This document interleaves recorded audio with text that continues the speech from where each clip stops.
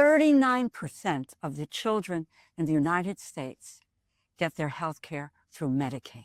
Medicaid is about children, it's about the disabled, it's about low-wage workers, and it's about seniors.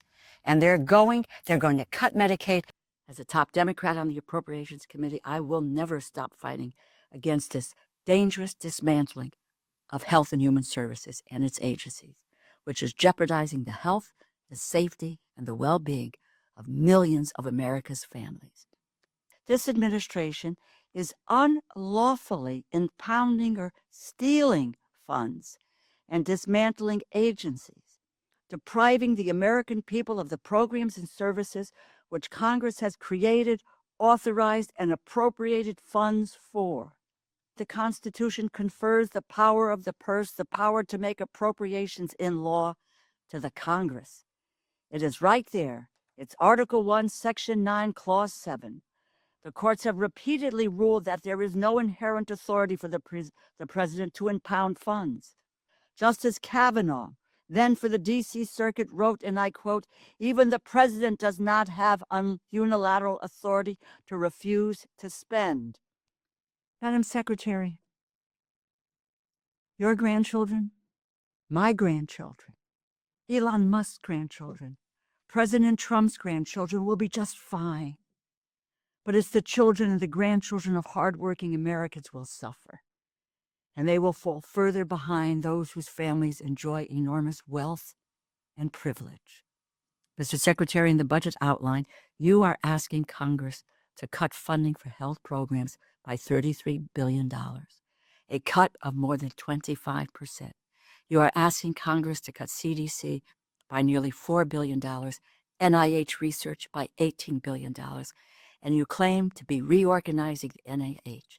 Any reorganizing of NIH must go through the Congress. Mr. Secretary, you have no lawful authority to undertake this by yourself. I do not believe the American people want less cancer research, fewer people tracking infectious diseases, but that is exactly what this budget will deliver. High-profile successes from NIH research, Human Genome Project, immunotherapy, CRISPR gene editing, sickle cell cure, vaccines for HPV, hepatitis, mRNA vaccines, including the life-saving COVID vaccines, artificial heart valves, DLP-1 medications for diabetes and weight management. It is one can look at and see what works or doesn't work, but you can't sit here and tell us that NIH has been a failure and that the science and the people who have worked at the NIH have not made unbelievable discoveries to cure. Vaccines, yes, save lives.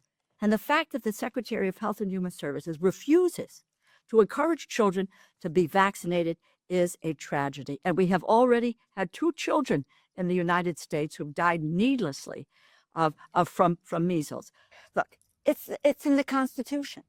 The Constitution in Article 1, Section 9, Clause 7 says that the power of the purse resides in the Congress. And there is no inherent authority that he has, the president had, or Musk had in doing this. So it's all in violation of the law. I think it's important to note that in the 2026 budget under CDC, the breast and cervical cancer program has been eliminated.